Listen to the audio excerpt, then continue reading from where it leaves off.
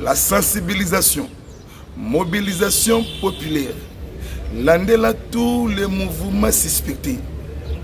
Mawa na Kigali, Mawa na Uganda. Tata Ekolo a mis politique na niveau Moussousou.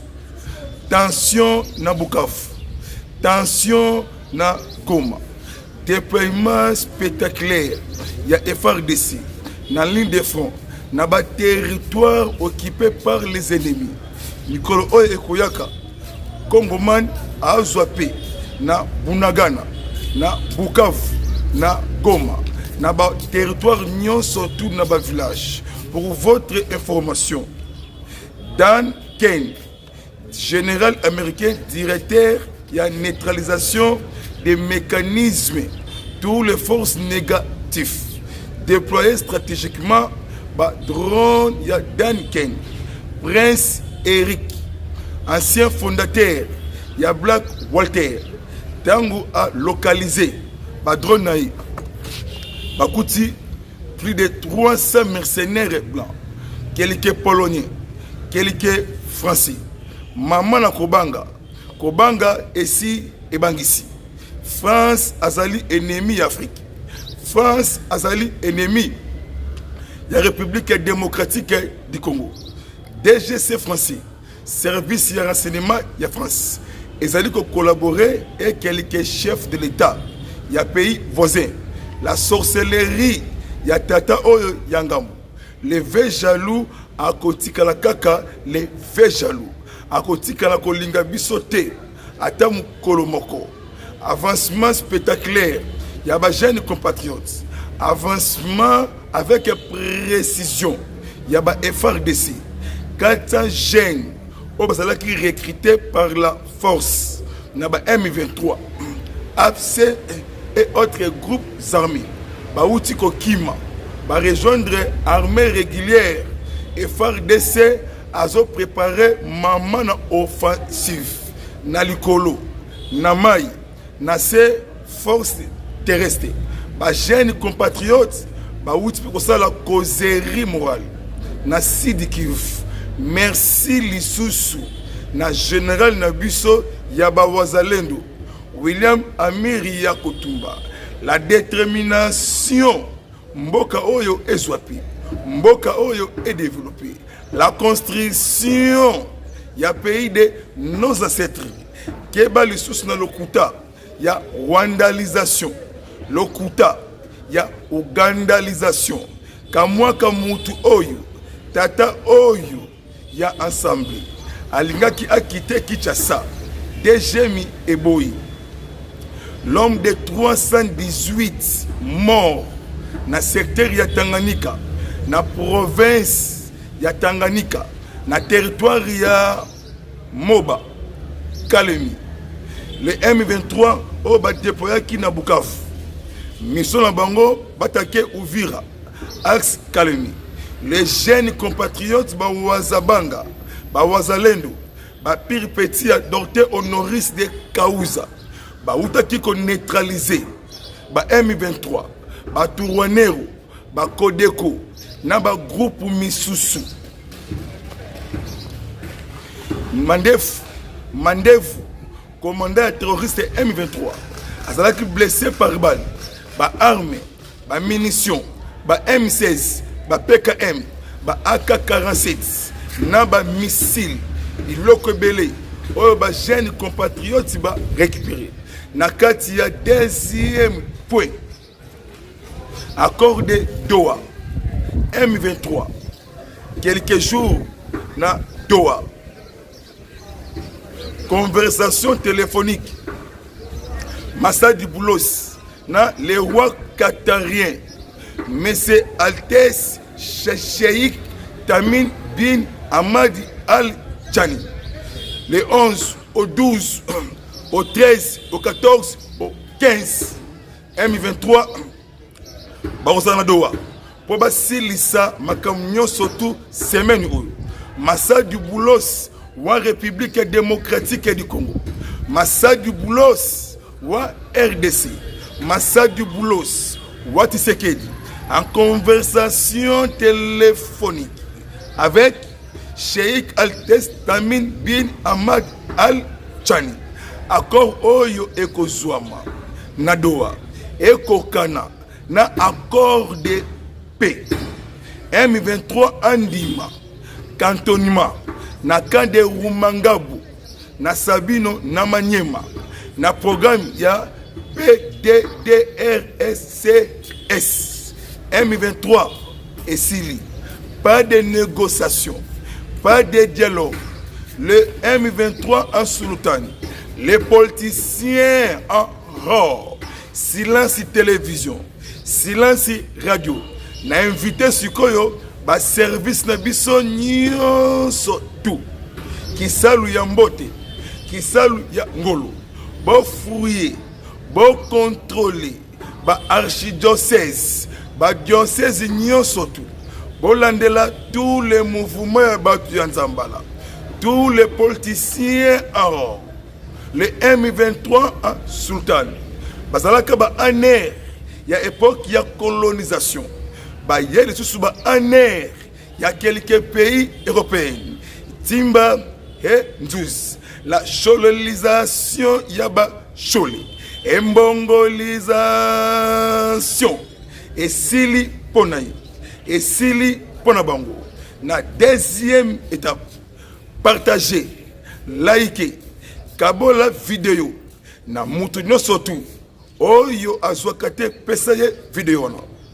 La deuxième étape, Prince Eric a s'engagé Sikoyo, na kati ya Congo, pour la sécurisation minérale naturelle de la RDC, Sidi Kivu, province ya Nord Kivu, territoire ya Walikali, ba village nyonso nyonso ezonga na maboko ya ba peuple congolais. M23 en débandade et autres groupes armés en débandade. Avancement avec précision. Il y a ba jeunes compatriotes pour récupérer Bunagana, pour récupérer Goma, pour récupérer le territoire nyonso tout. Les commandos colombiens, dans quelques jours, na Kinshasa, le militaire, il y a société privée militaire, au Basangani, na Prince Eric, Kalaminga Wate, Batu Bakolela. Merci, président de la République, chef de l'État, sur la silencieuse politique. Nakati ya silencieuse wana. Musala ezali kosalama. Musala ezali koa avancer. Toujours na deuxième étape. Arrestation, téléchargement. Tumbazazu. Olengankoi. Olengankoi esi atangama. Eric Yankuba. Bras droit ya Hippolyte Kanambe. Eric Yankuba. Bras droit ya Nangarere Nangiste. C'est fini pour nos Lengankoi. Batangaye déjà na Eric Yankuba. Mikolo oye koyaka. Ba procès ekofungwa maka ebele. Nakati ya mboka na biso. Kabasele. Kabasele isili. Le milicien de Mobondo. O basalaka na Machambio. Na Mongata. Parce que Kabasele ana défermé ya minene. Défermé ya minene. Na Machambio. Na Mongata. Ba ferme wana. Asala yango pona stratégiquement naï. Sauf que les miliciens de Mobondo basali opération na Kinseli, na Kambanku, na Popo Kabaka, na Kwamutu, bakolongwa Kwamutu Popo Kabaka, na bakomini misusu ya minene na kati ya Popo Kabaka na Kwamutu. Bakoya kolia na restaurant na ye. Basokoli maboko, balie, bapesi bango bambongo ya encouragement. Basala mission. Nani a créé Mobondo? C'est Hippolyte Kanambe, Yende Kolo Mobondo.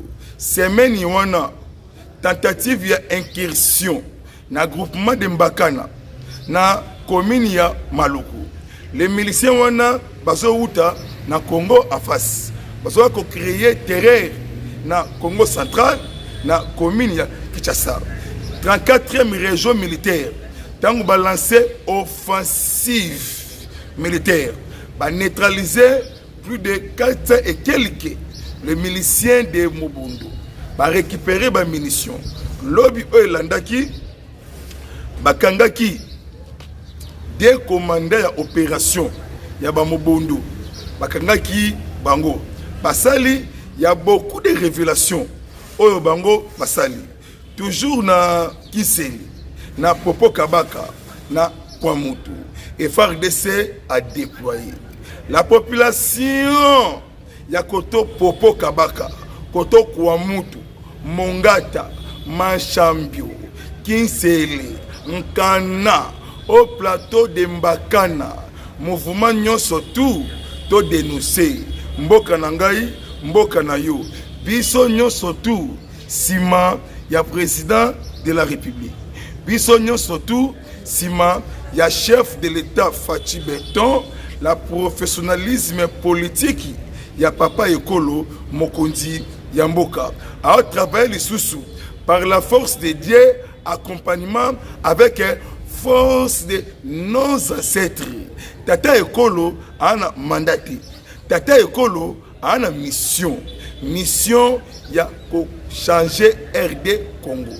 La paix, la construction, le développement ya nos ancêtres. Mboka Oyo et Bunga. C'est la première fois dans l'histoire du monde. Un président africain n'a décidé du monde. À comprendre étamboli, il y a géopolitique du monde. Géopolitique du monde et salama na année Oyo 25. Influence et diplomatie mondiale. Il y a Tata Ekolo Mokondi Yamboka. Kagame neutralisé, Kagame sans vision, Kagame sans sagesse, Kagame perte de vitesse, Kagame a neutralisé Kobana Mutu na loketo na makolo. Rwandair, société aérienne, compagnie aérienne, ya Rwanda en faillite. Toutes les directions, il y a Rwandair à Kata, Rwandair New York à Kanga, Rwandair Brazzaville à Kata, Rwandair Éthiopie à Kata, Rwandair direction New York, Rwandair et Kata. Lelo Oyo, Rwandair et Tindi, tous les bakiliens naïe, bakilena Air Ethiopia. Merci Papa Mokondi. Sokiyote, puisson esclavagisme. Sokiyote, puisson mawatrou. L'on propose et te dispose. Qu'on réagit dans la brutalité, Tata Ekolo Aboyaki. Na troisième étape, Hippolyte Kanambe a quitté Rwanda en précipitation. Direction Kenya. Et pas ya William Moruto, Ndekonaye Nilotik. Hippolyte Kanambe a eu comprendre dans retard et si Tshisekedi avancé, Tshisekedi a travaillé dans silence moko ya malamu, makambutu ezongi na maboko na biso. Kanambe abimisi mbongo nyonso tu ya yibaki. Plus de 80 millions de dollars yaba américains a financé yango na ba groupes armés. Mbongo esili, mbongo oyo atindaki pour esa la corruption na ba M23. Arrestation 4 notables ya Walikali. Oyo bakangi bango. Bango nde bayaki na mbongo wana. Ba billet 20 000, ba billet 10 000, ba billet ya 5 000 francs. Mbongo wana ekangami. Esili pona Kanambe. Kanambe ana États-Unis. Pardon, Kanambe séjourné na Kenya. Conversation téléphonique. Il y a Marco Rubio, secrétaire d'État américain. Na William Ruto. Alors baki yo o accepté. Oyamba un sanguinaire na famille na ye biologique. Hippolyte Kanambe a un danger pour le monde. Azali parmi 9 personnes au bateki iranium na monde. Et ça li guerre froide. Iran attaqué États-Unis à cause de l'uranium de l'île de Chikolobu. À l'époque, Katumbi Alliance, gouverneur de Katanga, de 2005 à 2015, d'abimisa uranium stratégique de l'île de Chikolobu. Azalaki collaborateur politique et technique ya Hippolyte Kanambi. Uranium ekei na Corée du Nord et pas ya Pyongyang Kim Jong-Kim ekei na Syrie, ekei na Russie, ekei na Italie, ekei na quelques pays européens pour créer monde. Ba classé ndenge ba classaki Gisman El Chapo. Gisman El Chapo. Pablo Escobar, Milosevic, on va classer na liste wana. Kanambe a commis qu'on sentir insécurité grandissante, a commis qu'on l'a taillé nzeto. Ako kangama mikolo oyo akuya. Ako kangama mikolo oyo ekuyaka. Azali dernière cérémonie, dernière pigeon. Il y a cérémonie. Il y a Papa Etienne Wamulumba le 24 avril 2010 na stade du Femi. Arokende nili port, arokende nili part. Makambo oya sali na Congo. Il faut afuta makambo oye asali. Na troisième étape toujours, révélation mususu. Péréquisation stratégique. Na ba ferme ya Kabaseli. Na nzela ya Banduni. Babiloko ya somo oyo babimisi Kabasele a matemboka.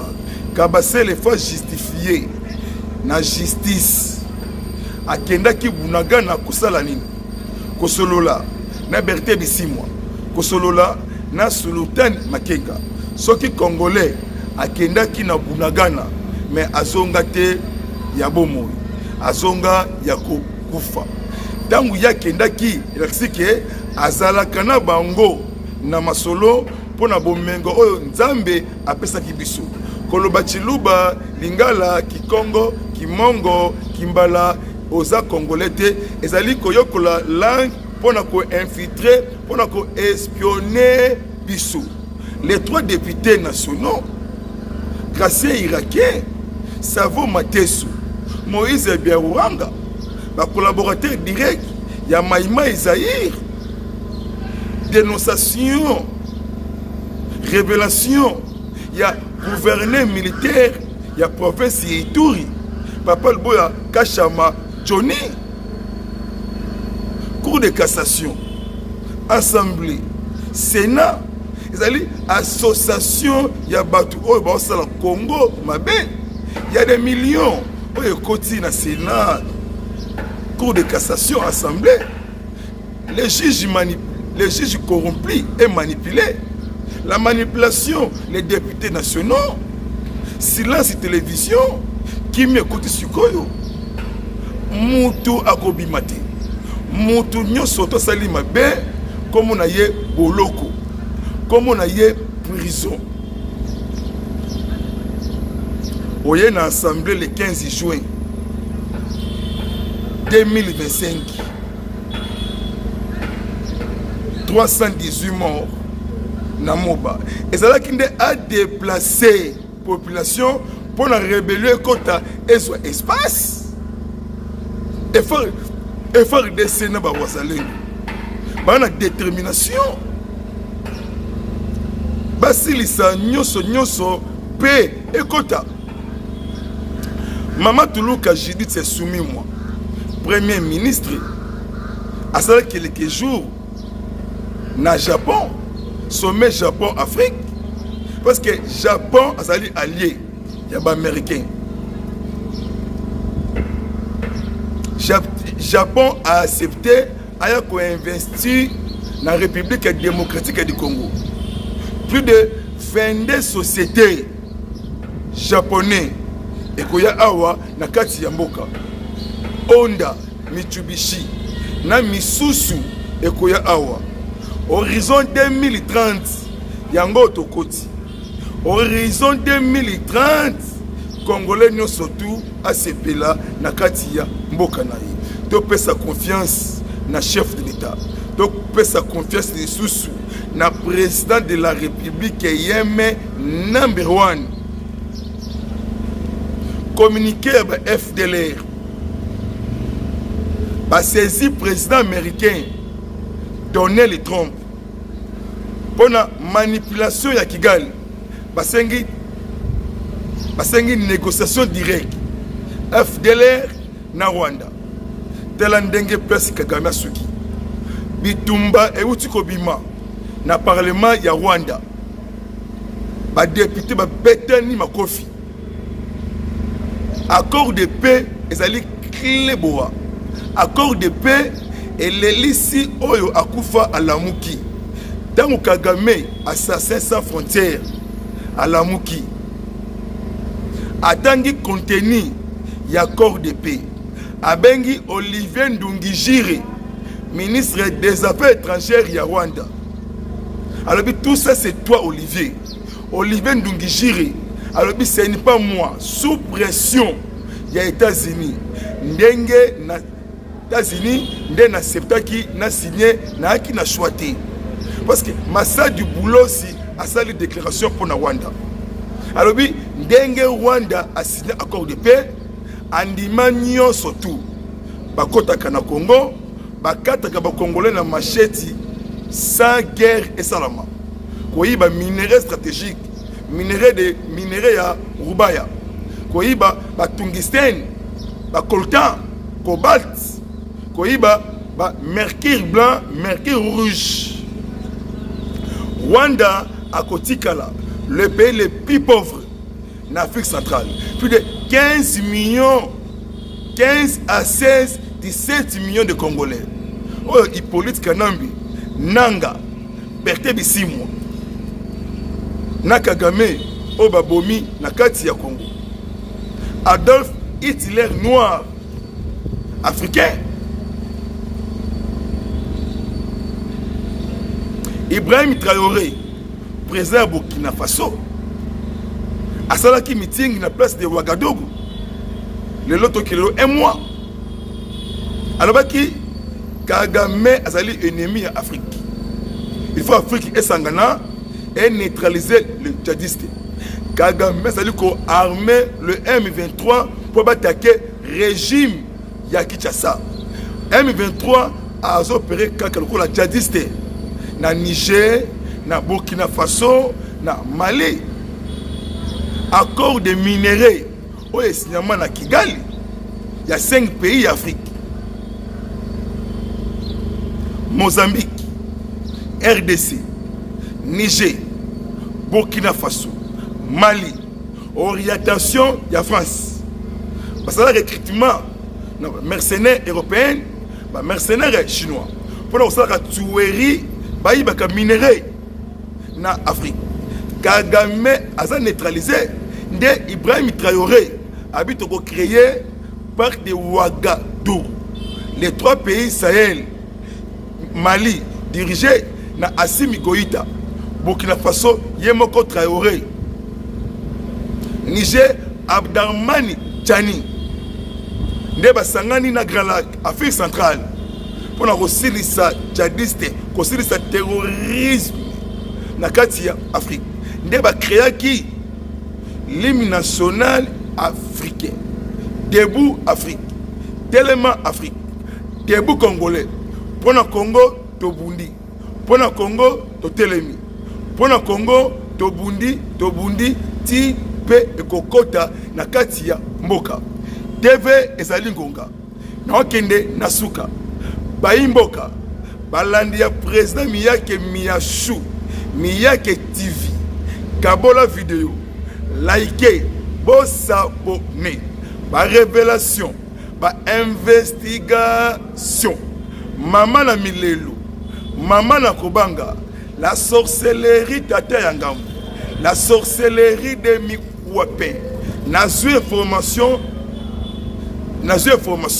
source oyongai nazui, na confirmé non te mais source oyongai nazui, Kagame, Rwanda, le président congolais Fachi Beton, espoir Yambo Kanabiso, Kalaminga Wate, autour du table, na États-Unis, sous l'égide il y a président américain qui a finalisé accord de paix. Mois de octobre, ils ont un mois historique et ça là déjà avant Bissoto Zalaba congolais. 30 heures de prison, il y a papa Simon Kimbango. Fin, il y a 30 heures, il y a guerre. Mboka avancé, nous surtout et Sili. Lisa Simoko et Kobeta Kalisi Soute, Mikolo Ekoya, Nakati Yamboka. Ce qui Rwanda a s'entêté, à Kosuka Lokola PC, Nase, Kombo Mikolo. Sanctions, président la message à Trump. Sanctions politiques, sanctions économiques et sanctions militaires. Président américain, à Lobi Boye. Ce qui Rwanda a respecté des accords de paix, sanctions politiques, sanctions économiques, sanctions militaires. Rwanda Leli, Rwanda Mahoma, Kagame, choix exaté, soit courage, téléma. Ok, nous finaliser accord de paix. Congo ici est avancé, avancement spectaculaire, il y a diplomatie agissante, diplomate de carrière. Merci les sous na maman Thérèse Kaikwamba, Wagner, maman Yamayeli, maman Oyo Memi Congo na victoire. Kosuka Nangai, président américain, a bengisi réunion urgente na États-Unis, na Maison Blanche. A bengisi 5 présidents d'Afrique, comme aux États-Unis, les 8, les 9, les 11, Babandi Masolo, président gabonais, Clotaire Brice Olingema, président de Guinée-Bissau, Ombale Sissoko, président de Mauritanie,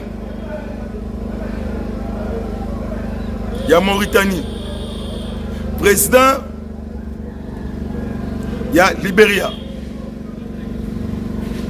Joseph Bokai, président Sénégal, Diomafaye Bassirou, le 9 au 11 juillet, Ndema Solo, et bien le 9, le 11 Basilisi. Barosolo là, pour économique, na sécuritaire, bon analyser, les 17 au 18 au 20, si Bazali Kosatete, Bangonde Bakoyeba. Merci vraiment, Balandi, président Miyaki. Et c'est là qu'il y a bino, président Miyaki, Mosangisi. Toujours nga simate, to kende liboso. Kende liboso, et ça qu'on soit surtout na maboko. Bengangaï na plus 243 97 360 50 14. WhatsApp, pena appel. Mbote na levé comme Chastani, ma Mirel Luyengi na Suède, na banatu, Nzambe apambola bino, matuza na ebisie modie a sepeli makasi. Au revoir. Ngana bino lobi.